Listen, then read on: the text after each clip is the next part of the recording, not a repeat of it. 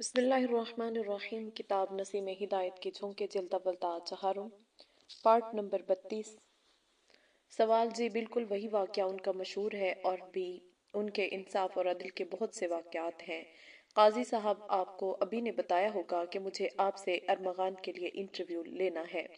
جواب جی ابھی بتایا ہے۔ میں نے عرض بھی کیا کہ بار بار اجازت کے باوجود آپ نے مجھے اپنے قبول اسلام کا اعلان کرنے سے منع کیا ہے، اور ایسے میں میرا انٹرویو چھپنا کیا مناسب ہوگا؟ حضرت جی نے فرمایا کہ مقصد تو نصیحت اور دعوتی جذبہ پیدا کرنا ہے۔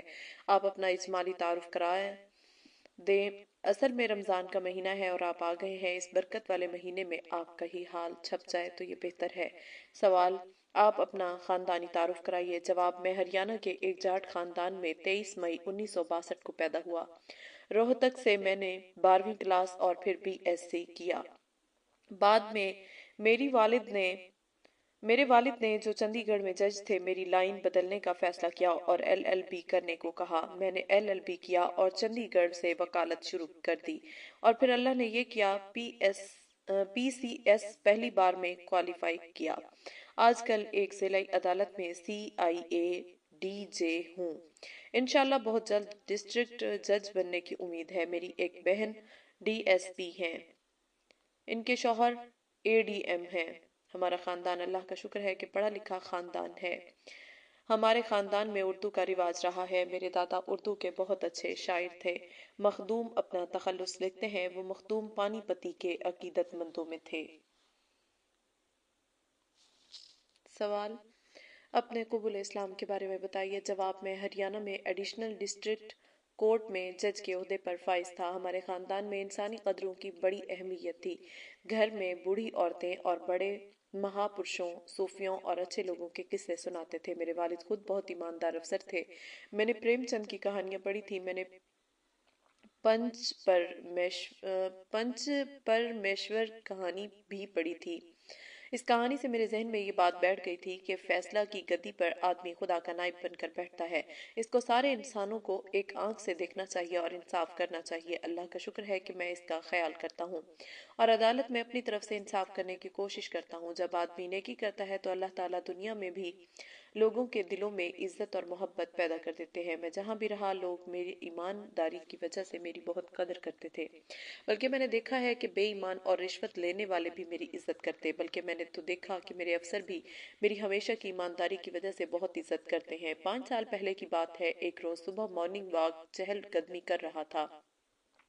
مولانا صاحب کا ایک شاگرد جو بہت شریف اور محبت بھرا نوجوان ہے میرے پاس آیا اور مجھ سے کہا کہ آپ ہمارے شہر میں آئے ہیں، یہ بڑی خوشی کی بات ہے۔ سب لوگ آپ کی تعریف کرتے ہیں اور آپ سے محبت کرتے ہیں۔ میں آپ سے کافی روز سے بات کرنا چاہ رہا ہوں، آپ مجھے 10 منٹ کا وقت دے دیجئے۔ میں نے کہا ابھی میرے ساتھ چلیے، ایک کپ چائے پی لیجئے۔ اس نے کہا کہ ہمارے حضرت یہ کہتے ہیں، قرآن نے کہا ہے کہ جب کسی سے ملنے جانا ہو تو اپارٹمنٹ لے کر جایا کرو۔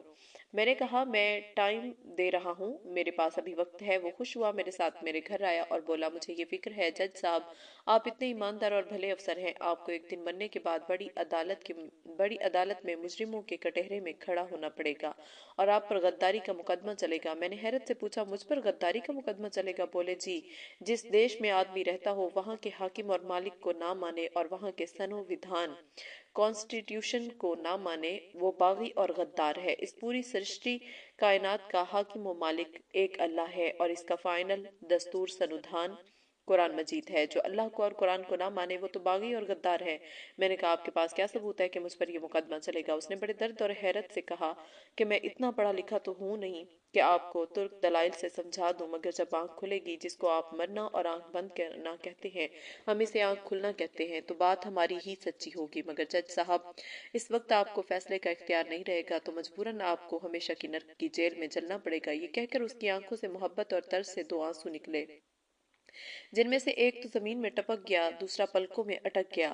مولانا احمد صاحب بے لوث محبت اور ہمدردی میں اس کے وہ 2 آنسو میرے گلے کا پھندا بن گئے۔ میرے دل میں آیا کہ سمیر ایسے ہمدرد کی بات میں ضرور سچائی ہے اور اس کی ماننے میں میرے لیے بھلائی ہے۔ میں نے کہا مجھے کیا کرنا چاہیے؟ اس نے کہا آج پہلی تاریخ ہے، ہمارے حضرت سونی پت آتے ہیں، آپ کو کلمہ پڑھوا کر مسلمان بنا دیں گے۔ میں نے کہا کس وقت چلنا ہے؟ اس نے کہا 10 بجے یہاں سے چلیں گے، 11 بجے تک پہنچ جائیں گے۔ حضرت 11 ساڑھے 11 بجے تک آ جائیں گے۔ 10 بجے ہم دونوں چلے، 11 بجے سونی پت پہنچے۔ اتفاق سے مولانا کو اس روز کوئی کام تھا، جس کی وجہ سے 1:30 بجے سونی پت پہنچے۔ گاڑی کی آواز آئی، میں کمرے سے نکلا، مولانا صاحب سے ملاقات ہوئی۔ میں نے کہا کہ میں مسلمان ہونا چاہتا ہوں۔ حضرت صاحب نے کہا ایمان اندر کے یقین کا نام ہے، آپ نے ارادہ کر لیا، بس ہو گیا، ہم بھی اس ثواب میں شریک ہو جائیں، اس کے لیے کلمہ پڑھ لیجئے۔ یہ کلمہ آخری اور مکمل دستور، قرآن کو نبی کے طریقہ پر عمل کرنے اور اس کو ماننے کا حلف ہے جو ہر آدمی کو عہدہ سنبھالتے وقت لینا ہوتا ہے۔ حضرت نے مجھے کلمہ پڑھوایا اور اردو میں ترجمہ بھی کہلوایا، پھر مجھ سے معلوم کیا کہ آپ نے اتنا بڑا فیصلہ لیا ہے، آپ نے اسلام کو پڑھا اور سمجھا بھی ہے۔ میں نے کہا میں نے ایل ایل بی میں مسلم پرسنل لا جو کچھ پڑھا ہے، بس اس کے علاوہ ایک لفظ نہیں پڑھا۔ مسلمانوں سے زیادہ رابطہ بھی نہیں رہا، بلکہ نام کے لیے بھی مسلمانوں سے رابطہ نہیں رہا۔ ہریانہ میں مسلمان ہیں بھی نہ کے برابر۔ حضرت نے پوچھا پھر اتنا بڑا فیصلہ آپ نے کس بات پر کیا؟ میں نے کہا آپ کا یہ مرید میرے پاس آیا اور محبت سے مجھ سے کہا آپ اتنے ایماندار افسر ہیں مگر آپ پر ایک بڑی عدالت میں غداری کا مقدمہ چلے گا، اور جب میں نے اسے ثبوت مانگا تو جواب میں محبت سے اس کی آنکھوں سے 2 آنسو نکل گئے، ایک زمین پر گر گیا اور ایک پلکوں میں اٹک گیا۔ حضرت صاحب مجھے آج معلوم ہوا کہ ہتھ کھڑی پڑھ کر مجرم کیسے بے بس ہو جاتا ہے۔ یہ محبت بھرے 2 آنسو میرے گلے کا پھندہ بن گئے۔ میرے دل نے کہا ایسے محبت بھرے آدمی کی بات ماننے میں بھلائی ہے، ایسا خیر خواہ جھوٹا نہیں ہو سکتا۔ حضرت نے میرا نام قاضی محمد شرح رکھا اور پورا قصہ قاضی شرح کا سنایا، مجھے بار بار مبارکباد دی اور اسلام پڑھنے کے لیے کہا۔ کتابوں کی ایک فہرست بنائی اور ایک مولانا کے ذمہ لگائی کہ وہ دہلی سے یہ کتابیں مجھے منگا کر دیں۔ سوال اس کے بعد آپ نے وہ کتابیں پڑھی؟ جواب سب سے پہلے میں نے آپ کی امانت آپ کی سیوا میں پڑھی۔ اس کتاب نے مجھے اپنے فیصلہ پر بڑے اعتماد پیدا کیے کہ بے سوچے سمجھے میں نے کتنا سوچا سمجھا فیصلہ لیا، بلکہ سچی بات یہ ہے کہ میرے اللہ نے مجھے کتنا سوچ سمجھ کر کرنے والا فیصلہ بے سوچے سمجھے لینے پر مجبور کیا۔ اس کے بعد میں نے مرنے کے بعد کیا ہوگا پڑھی۔ اس کتاب نے یوم آخرت خصوصاً حشر کی عدالت کو دل و دماغ پر ایسا طاری کیا کہ اب عدالت میں جج کی کرسی پر ہوتا ہوں اور میرا ذہن اللہ کی عدالت میں حساب دیتے وقت مجرموں کے کٹہرے میں اپنے آپ کو کھڑا پاتا ہوں۔ بعض مرتبہ اس خوف میں بہت زیادہ بدحال ہو جاتا ہوں۔ اس کے بعد الحمدللہ ایک کے بعد ایک کئی 100 کتابیں پڑھ چکا ہوں۔ سوال آپ نے گھر والوں کو ابھی تک نہیں بتایا؟ جواب 5 سال ہونے والے ہیں، میں خود بہت پریشان ہوں، مگر جب بھی حضرت سے بات ہوتی ہے تو حضرت کہتے ہیں کہ ابھی کچھ روز بعد اعلان کیجئے۔ الحمدللہ میری اہلیہ تو مسلمان ہو گئی ہیں اور میرے دونوں بچے بھی، ہم چاروں تو نماز روزہ گھر میں پابندی سے ادا کرتے ہیں۔ آج حضرت نے فرمایا کہ اب انشاءاللہ رمضان کے بعد اعلان کروائیں گے۔ میرے دل میں بار بار غیرت کی وجہ سے بہت جذبہ ہوتا ہے کہ حضرت ابو ذر نے بھی تو حضور صلی اللہ علیہ وسلم کے منع کرنے کے باوجود اعلان کر دیا تھا، مگر پھر اندر سے کوئی سمجھاتا ہے کہ ایک آدمی کو اپنا راہبر بنا لیا ہے تو پھر اپنی چلانے کے بجائے اس کے ماننے میں عافیت ہے۔ بعض دوسرے معاملات میں میں نے تجربہ بھی کیا ہے کہ حضرت کی مرضی ماننے میں بڑی بھلائی ملی۔ سوال نماز وغیرہ آپ کہاں پڑھتے ہیں اور جمعہ کی نماز کا کیا کرتے ہیں؟ جواب عام اعلان میں نے نہیں کیا ہے، ورنہ بہت سے مسلمانوں کو الحمدللہ ہمارے اسلام کا علم ہے۔ میں جمعہ کی نماز جہاں رہتا ہوں اس سے دور کسی شہر، گاؤں یا قصبہ میں جہاں جمعہ ہوتا ہو تلاش کر لیتا ہوں۔ الحمدللہ جمعہ پابندی سے پڑھتا ہوں۔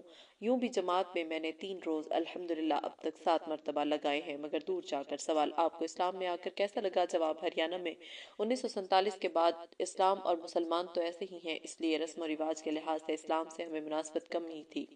اگرچہ اردو تہذیب اور گھر میں نان ویج کا رواج تھا، مگر چونکہ عقیدہ اور پورے ضابطہ کے لحاظ سے اسلام بالکل نیچرل مذہب ہے، مجھے بالکل بھی اجنبی نہیں لگا، بلکہ ایسا لگا کہ میری چیز تھی۔ حضرت صاحب کتنی سچی بات کہتے ہیں۔ سونی پت میں ان کی تقریر میں نے سنی، اسلام دین فطرت ہے، پیاسے انسان کو جس طرح بھی آپ اس کے ہونٹوں کے پاس پانی لائیں گے تو جس طرح وہ اس کو قبول کر لے گا، اسی طرح انسانی فطرت دین فطرت کی پیاسی ہے، اس کو دین فطرت اجنبی نہیں لگتا، شرط یہ ہے کہ اس کے ہونٹوں تک لگا دیا جائے۔ سوال ابھی نے آپ کو دعوت پر نہیں لگایا، گھر والوں اور خاندان والوں پر کام نہیں کہا؟ جواب ہاں الحمدللہ کہا ہے، میں کام بھی کر رہا ہوں۔ الحمدللہ میری ایک بوا پھوپھی اور ان کے شوہر مسلمان ہو گئے ہیں، میرے چچا کے ایک بیٹے مسلمان ہو گئے ہیں، میرے 6 نوکر مسلمان ہو کر اعلان کر چکے ہیں، دو نے تو مسلمان لڑکیوں سے شادی بھی کر لی ہے۔ سوال: ماشاءاللہ، اچھا ارمغان کے لیے آپ کوئی پیغام دیں گے؟ جواب: حضرت فرماتے ہیں اور کتنی سچی بات فرماتے ہیں کہ یہ ملک اہل محبت کا ملک ہے۔ محبت یہاں کے لوگوں کی کمزوری ہے۔ سچی ہمدردی اور محبت کے سامنے یہ قوم پاؤں نہیں جما پاتی، فوراً مائل ہو جاتی ہے۔ اس قوم کی اس خوبی کا فائدہ اٹھا کر ہم لوگ کچھ ناسمجھ لوگوں کی گندی سیاسی فرقہ پرستی سے متاثر ہونے کی بجائے ان کو اپنا خونی رشتے کا بھائی سمجھ کر اگر محبت سے دعوت دیں تو ایسا ہو نہیں سکتا کہ یہ قوم ٹھکرائے۔ یہاں دعوت کا کام کرنے کے لیے زیادہ بحث و مباحثہ اور عقلی دلائل اور اس کی صلاحیت کی ضرورت نہیں، بلکہ صرف محبت اور جرأت کی ضرورت ہے، اور جرأت سے زیادہ محبت کی۔ شرط یہ ہے کہ محبت وہ جو اندر سے ابلے اور دل تک پہنچ جائے۔ جب ایک کم پڑھے لکھے سیدھے دیہاتی نوجوان کے دو بلکہ 1.5 آنسو مجھے ہمیشہ کے کفر شرک سے نجات کا ذریعہ بن سکتے ہیں، اگر رحمت للعالمین نبی صلی اللہ علیہ وسلم کی طرح راتوں کو اللہ کے حضور رونا اور سینہ کا ہانڈی کی طرح کھولنا ہمیں نصیب ہو جائے تو یہ ملک 100% اسلام کا زبردست مرکز بن سکتا ہے۔ سوال: بہت بہت شکریہ قاضی صاحب۔ جواب: بہت بہت شکریہ تو آپ کا کہ آپ نے مجھے اس مبارک کام میں شریک کر لیا۔ انشاءاللہ رمضان میں بھلت میں ملاقات ہوگی۔ مصطفیٰ دز ماہنامہ ارمغان، ستمبر 2009۔ جناب محمد عمر صاحب، آدیش سے ایک ملاقات۔ احمد افواہ: السلام علیکم ورحمۃ اللہ وبرکاتہ۔ محمد عمر: وعلیکم السلام ورحمۃ اللہ وبرکاتہ۔ سوال: عمر بھائی، گزشتہ سال میں نے آپ سے جو انٹرویو لیا تھا وہ آپ کے منع کرنے کی وجہ سے شائع نہیں کیا جا سکا، اور اب وہ انٹرویو میرے پاس صحیح حالت میں نہیں ہے۔ میری خواہش ہے کہ آپ کا انٹرویو ضرور شائع کیا جائے، اگر آپ کو زحمت نہ ہو تو دوبارہ آپ سے کچھ باتیں کر لی جائیں۔ جواب: ہاں احمد بھائی، کیوں نہیں، میں تو انٹرویو شائع ہونے کا انتظار کر رہا تھا۔ اس وقت انٹرویو شائع کرنا مناسب نہیں تھا۔ الحمدللہ اب حالات سازگار ہیں، اس لیے اسے شائع کرنے میں کوئی مذائقہ نہیں۔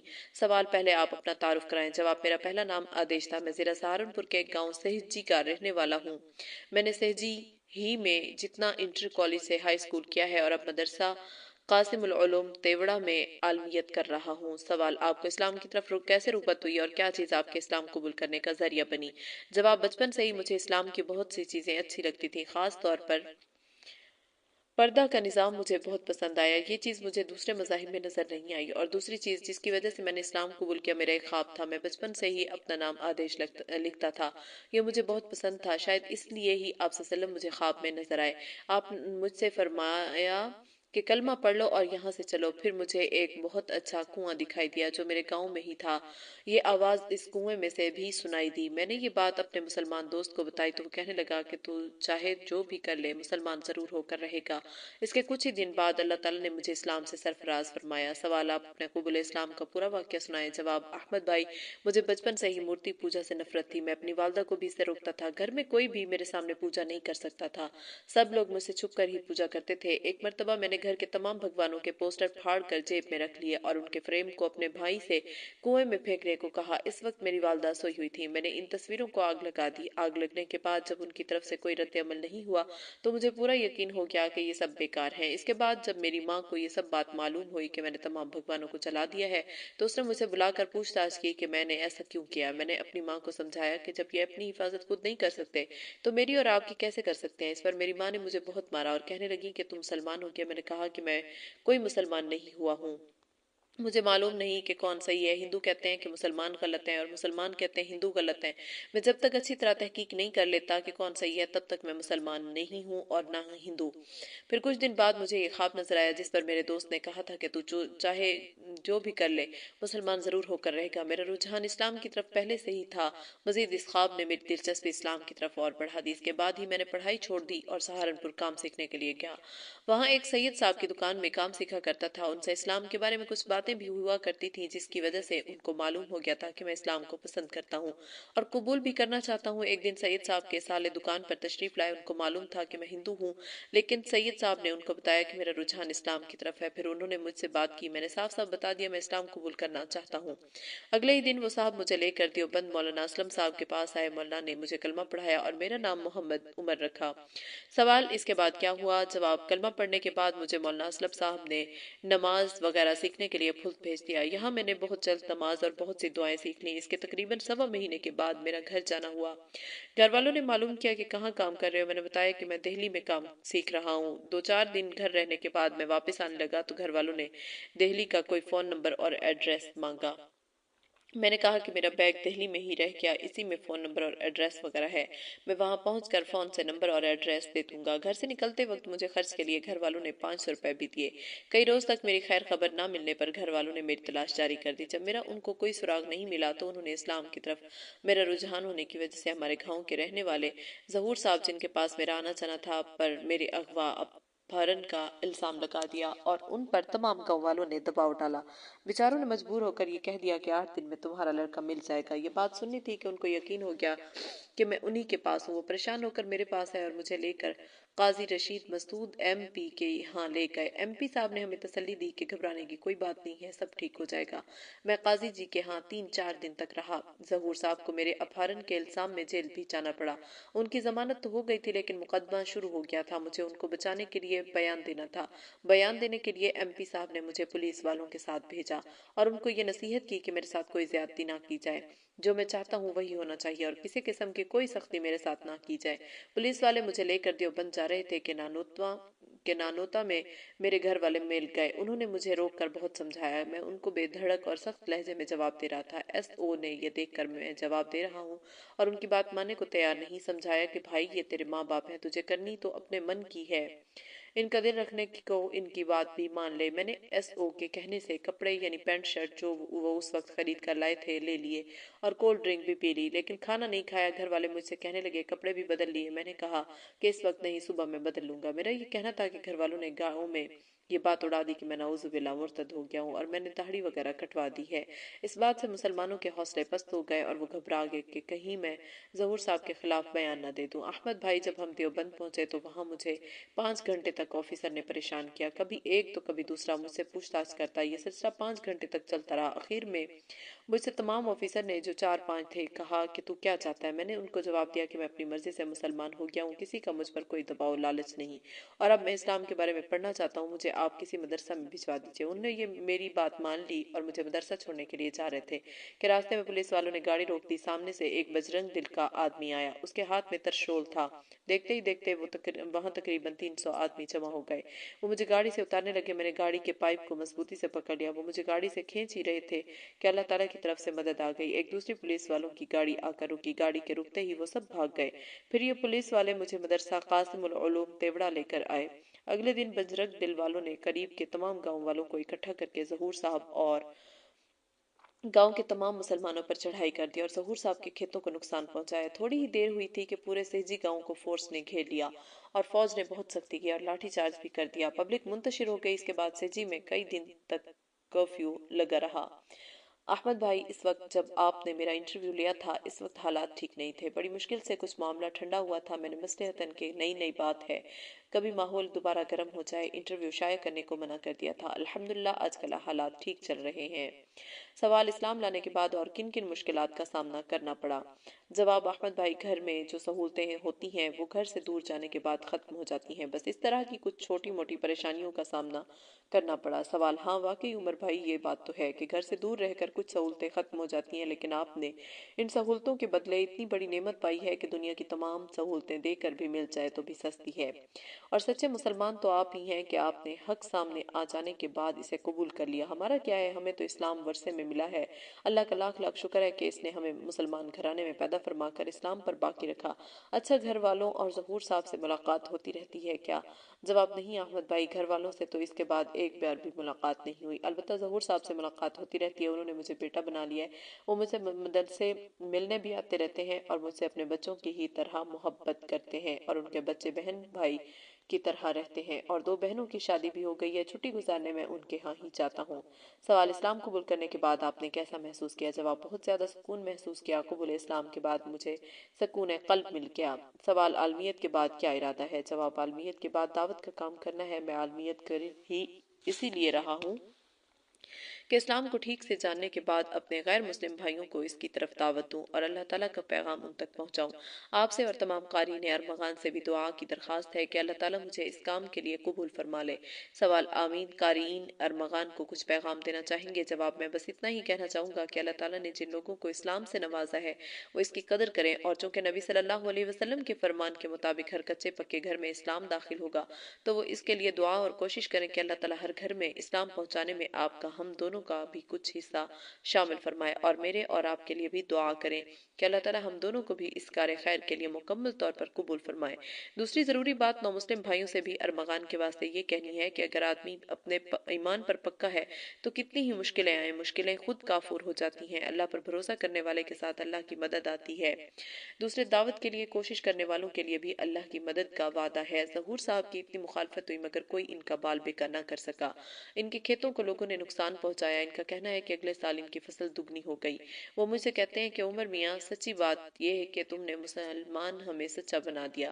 ہم لوگ رسمی مسلمان تھے، تمہیں بیٹا بنانے کی وجہ سے اللہ پر اور اللہ کی مدد پر ہمیں پکا ایمان حاصل ہوا۔ اب ہم ہر مشکل میں صرف اللہ کو کارساز مانتے ہیں، پہلے یہ بات نہ تھی۔ سوال سنا ہے آپ نے، ختنہ بھی کرائی ہے؟ جواب: ہاں احمد بھائی، ایک تو مجھے یہ خیال تھا کہ ایک سنت چھٹی ہوئی ہے، دوسرا مجھے یہ ڈر تھا کہ کہیں سفر حضر میں میری موت آ جائے تو ہندو سمجھ کر مجھے چلا دیں، اور ان دونوں باتوں سے زیادہ بات یہ تھی کہ پیشاب کے بعد قطرہ روکا رہنے کا ہر وقت خیال رہتا تھا، اور یہ خیال ہوتا تھا کہ شاید میں پاک نہیں ہوا، اور جب پاکی نہیں تو نماز روزہ سب بیکار ہے۔ اس لیے میں مولانا صاحب سے اس کے لیے بہت اصرار کرتا تھا۔ مدرسہ کی ششماہی چھٹیاں ہوئیں تو میں پھلتا گیا۔ مولانا صاحب نے مجھے سر دھنا بھیج کر میری ختنہ کرا دیا۔ الحمدللہ کوئی تکلیف نہیں ہوئی اور اب بہت اطمینان ہو گیا ہے۔ سوال: شکریہ، جزاکم اللہ، السلام علیکم ورحمۃ اللہ وبرکاتہ۔ جواب: وعلیکم السلام ورحمۃ اللہ وبرکاتہ۔ مصطفیٰ دز ماہنامہ ارمغان، مئی 2007۔ ڈاکٹر محمد اسعد صاحب راج کمار سے ایک ملاقات۔ ڈاکٹر محمد اسعد: السلام علیکم ورحمۃ اللہ وبرکاتہ۔ احمد ابا: وعلیکم السلام ورحمۃ اللہ وبرکاتہ۔ سوال: ڈاکٹر صاحب، آپ بہت اچھے موقع پر تشریف لائے، مجھے آپ جیسے کسی خوش قسمت کی تلاش تھی، بلکہ گویا آپ ہی کی تلاش تھی۔ جواب: کیوں بھیا احمد، ایسی کیا ضرورت تھی، آپ تو اب ماشاءاللہ بڑے ہو گئے ہیں۔ سوال: اصل میں کچھ زمانہ سے ہمارے ہاں ارمغان میگزین میں نو مسلموں کے انٹرویو کا سلسلہ شروع کیا گیا ہے۔ اس ماہ ابی کی خواہش تھی کہ فوجی کے کسی ساتھی کا انٹرویو چھپ جائے۔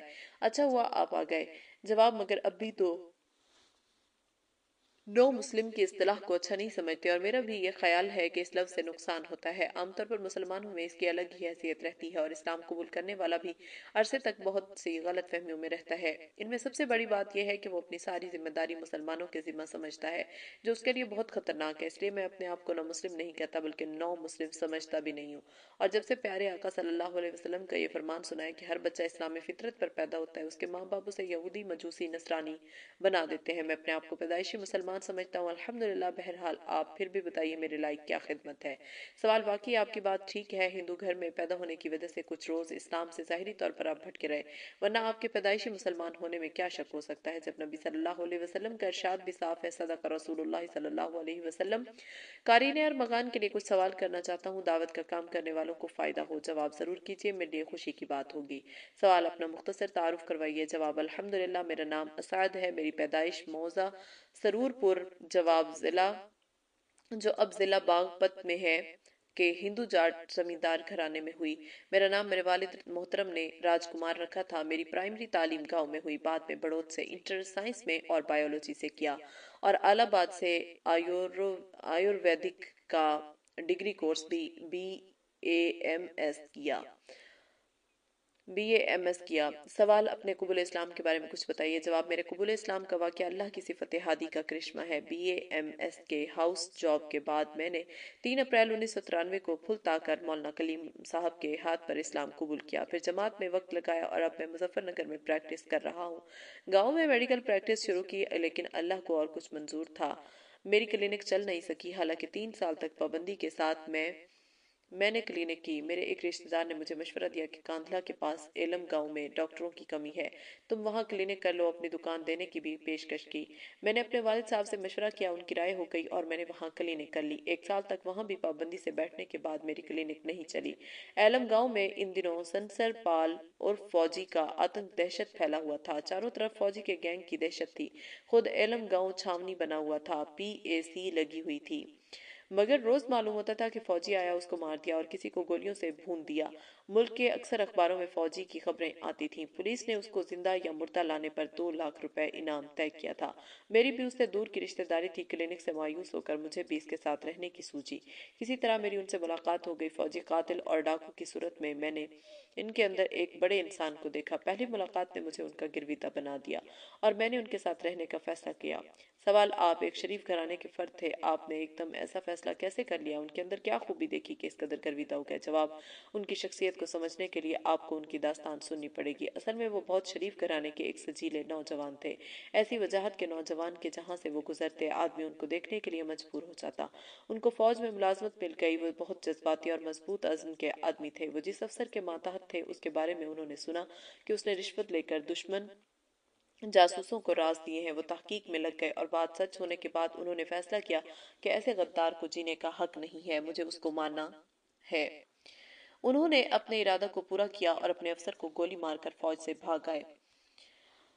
अपने घर वो नहीं जा सकते थे, इसलिए जंगलों में दर बदर फिरते थे। पुलिस उनकी तलाश में थी। इस दौरान वो बुढ़ाना में एक कारी साहब के यहाँ कभी कभी रात गुजारा करते थे।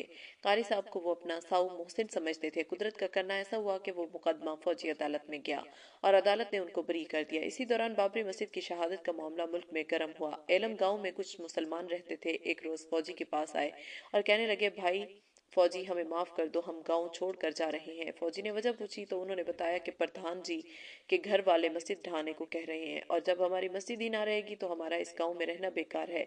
फौजी ने जवाब दिया, जब तक मैं जिंदा हूँ तुम्हारी मस्जिद को कोई नहीं गिरा सकता, तुम आराम से गांव में रहो। इन लोगों ने प्रधान से कह दिया कि फौजी ने कहा है कि मेरे रहते हुए कोई मस्जिद नहीं गिरा सकता। मौजूदा प्रधान से फौजी के खानदान की चलती थी। प्रधान ने कहा, ऐसे फौजी सैकड़ों भी होंगे, फिर भी हमें 6 दिसंबर को मस्जिद ढाने से कोई नहीं रोक सकता। ये लोग भी बेवकूफ थे। उन्होंने आकर फौजी से ये बात भी कह दी। उसने राइफल उठाई। प्रधान इसके एक बेटे और एक भतीजे को गोली मारी और मस्जिद के सामने घसीट कर लाकर डाल दिया और मुसलमानों से बोला, यही थे तुम्हारी मस्जिद को ढाने वाले, अब तो तुम्हें कोई डर नहीं, अब तुम आराम से रहो। इस खानदान के बचे हुए लोगों ने किसी गैंग से ताल्लुक कायम किया और फौजी के घराने पर रात को डाका डलवा दिया। सामान लूटने के अलावा औरतों की बेइज्जती की। फौजी के भाभी और चची की इज्जत लूट कर इनको मारा और इनकी छातियां काट डाली। फौजी घर नहीं थे। इनको मालूम हुआ भाभी और चची की लाश देखकर इनका हाल खराब हो गया। उन्होंने इन लाशों की सौगंध कसम खाई कि जब तक जिंदा रहूंगा इनके घर वालों का रोजाना एक आदमी मारूंगा। फिर गैंग बनाया और रोजाना एक आदमी कत्ल किया। शायद 165 लोगों को कत्ल किया। पूरे सूबा की पुलिस परेशान थी मगर फौजी पर कब्जा करना मुश्किल था। मगर वो अजीब डाकू थे। डाका डालते थे, लोगों से महीने वसूल करते थे, मगर इसमें से न खुद पैसा इस्तेमाल करते थे न साथियों को खाने देते थे। गरीबों की मदद करते थे और बेवाओं और यतीमों की शादियां कराते। अजीब बात यह है कि गरीब लोग अक्सर मुसलमान थे, इसलिए ज्यादातर वो मुसलमानों की मदद करते थे। इसी दौरान अल्लाह की रहमत को जोश आया। बुढ़ाना में कारी साहब के हुजरा में वो रुके हुए थे। मौलाना कलीब साहब हरियाणा के एक सफर से सुबह सुबह वापस हो रहे थे। उनको कारी साहब से कुछ काम था। वो मस्जिद में आ गए। कारी साहब बहुत खुश हुए। उनको देखकर फौजी को जरा तकल्लुफ हुआ मगर कारी साहब ने कहा कि मैं आपका कौन हूँ? उन्होंने कहा, आप मेरे साऊ मोहसिन हैं। कारी साहब ने कहा, ये मेरे साऊ हैं, मुझे आपको इनसे मिलाना था। मौलाना साहब से वो उनका तारुफ बड़ौत से बुढ़ाना तक के एक सफर के दौरान करा चुके थे। मौलाना साहब बताते हैं कि मस्जिद की हिफाजत के सिलसिला में डाकू बनने की हालत ने उनको बहुत मुतासिर किया और वो बुढ़ाना तक फौजी की हिदायत के लिए दुआएं मांगते रहे कि या अल्लाह, आपके घर की हिफाजत ने इसको यहाँ तक पहुंचा दिया, इसलिए इसको हिदायत जरूर दे दीजिए। मौलाना साहब भी उनसे मिलने के मुश्ताक थे। मिलकर खुश हुए। मौलाना ने फौजी से कहा, पूरे इलाके में ये कत्ल आम तुमने क्यों फैला रखा है? फौजी ने कहा, मैंने सोचा है मौत तो मेरी करीब है, थोड़ा सा नाम ही कर जाऊं। मौलाना साहब ने कहा, मौत को करीब समझते हो तो वहाँ की कुछ तैयारी भी कर रखी है। यहाँ की पुलिस और अदालत से तो बच सकते हो, वहाँ की अदालत से बचना मुमकिन नहीं। फौजी ने कहा, मौत के बाद किसने देखा? मौलाना साहब ने कहा, जिसने देखा है उसने बताया है। वहाँ का मसला बड़ा नाजुक है, वहाँ की तैयारी की फिक्र करो। फौजी ने कहा कि लारे की बात तो मैं समझता नहीं, जब मेरे साऊ के साऊ हो तो बताओ आप क्या चाहते हो? मौलाना साहब ने फरमाया कि कलमा पढ़कर मुसलमान हो जाओ। फौजी ने फौरन कहा, पढ़ाओ। आपके अभी बताया करते हैं। मैंने सोचा कि मजाक में कह रहा है। वो उस वक्त तक उसके अज़्म से वाकिफ नहीं थे मगर उन्होंने उसको कलमा पढ़ाया और उसने कलमा पढ़ा और बोला, जी मैं मुसलमान बन गया, अब मौत के बाद मेरे लिए सजा खत्म हो गई। मौलाना साहब ने कहा, हाँ इंशाअल्लाह। दिन निकल रहा था। उसने अपने हथियार उठाए और चलने लगा। मौलाना साहब ने पूछा, कहाँ जाना है? फौजी ने बताया, हमारे मुखालिफ एक मुखबिर ने हमारे एक साथी की गलत मुखबरी करके पुलिस से हाथ पांव तोड़वा दिए हैं। आज हसीनपुर के ایک باغ میں اس کا کام کرنا ہے۔ مولانا صاحب نے کہا اب اس کا کوئی مطلب نہیں، اب تم کسی کا قتل نہیں کر سکتے۔ فوجی نے کہا آپ نے یہ تو نہیں کہا تھا۔ مولانا صاحب نے کہا کلمہ میں پہلا لفظ لا پڑھایا تھا جس کے معنی ہے نہ، یعنی اللہ کی ہر نافرمانی، قتل، ظلم، کفر، ہر برائی یہ نہ ہے۔ فوجی نے کہا یہ ہتھیار تو بھیٹ مانگتے ہیں۔ مولانا صاحب نے کہا کہ اگر بھیٹ مانگتے ہیں تو آج مجھے قتل کر دو، کل قاری صاحب کو قتل کر دینا۔ فوجی صاحب نے کہا کہ میں کوئی باولا ہوں؟ مولانا صاحب نے کہا اس طرح تم روز قتل کرتے ہو تو کیا تم راولے عقل مند ہو؟ فوجی نے کہا اچھا تو نہ ہے؟ مولانا صاحب نے کہا بالکل نہ ہے۔ فوجی نے کہا اگر نہ ہے تو پھر آج کے بعد فوجی قتل اور ڈاکہ کچھ بھی نہیں کرے گا۔ فوجی وہاں سے چلا گیا۔ اس نے اپنے ساتھیوں کو اکٹھا کیا، اس میں 9 غیر مسلم تھے اور 31 مسلمان تھے۔ اس کو نہ جانے کیوں 40 کی گنتی کا کچھ اعتقاد تھا۔ اپنے مسلمان ہونے کی خبر دی اور اپنے خواہش کا اظہار کیا کہ مجھ پر جان سے کھیلنے والے سارے ساتھی مسلمان ہو جائیں۔ دوسرے روز فوجی کو گرفتار کر لیا گیا۔ دیش کے سارے بڑے اخباروں نے فوجی کی گرفتاری کو سرخیوں میں چھاپا۔ تہاڑ جیل میں انہوں نے 3 مہینے گزارے۔ یوپی پولیس نے معذرت کر دی تھی کہ فوجی 4 بار جیل سے فرار ہو چکا ہے، اگر اب فرار ہوا تو ہم اس کے ذمہ دار نہیں ہوں گے۔ سوال اپنے اسلام قبول کرنے کی بات تو آپ نے بتائی نہیں۔ جواب جیل میں ان کے ایک بھائی ملائی کرنے لگے، انہوں نے سگریٹ کے کاغذ پر ایک خط مولانا صاحب کے نام لکھ کر میرے پاس بھیجا اور پیغام بھیجا کہ ڈاکٹر راج کمار سے کہنا اگر فوجی سے محبت ہے تو پھل جا کر مولانا صاحب کے پاس کلمہ پڑھ لے اور جماعت میں چلا جائے، اور میرا یہ خط مولانا صاحب کو دے دے اور میرا سلام 100 بار کہے۔ وہ مجھ سے بہت محبت کرتے تھے۔ میں وہ خط لے کر پھلت آیا۔ 3 اپریل 93 کو 12 بجے کے قریب میں پھلت پہنچا، مولانا کو وہ خط دیا اور وہ خط ارمغان میں چھپا ہے، آج تک اس کا فوٹو میرے پرس میں رکھا رہتا ہے۔ خط یہ ہے، خط نکالتے ہوئے خط کا مضمون یہ ہے پر یہ مولانا صاحب السلام علیکم ورحمۃ اللہ وبرکاتہ، آپ کو تو سویم آتما سے پتہ لگ گیا ہوگا کہ تہاڑ جیل میں ہوں، موت کے منہ میں ہوں، جیل کی اس تنگ زندگی میں ایمان کے بعد بادشاہت کا مزہ آ رہا ہے۔ 2 انتم آخری اچھائیں ہیں، ایک یہ کہ میرے سب ساتھی جو میرے ساتھ سدا جان سے کھیلتے رہے کلمہ پڑھ لیں اور مسلمان ہو جائیں، دوسرا یہ کہ آپ ایک بار مل لیں، ایمان سلامت ہے، آپ کے احسان کا بدلہ اپنی کھال کی جوتیاں بنا کر بھی عطا نہیں کر سکتا۔ وسلام، آپ کا سیوک سنسر پال فوجی۔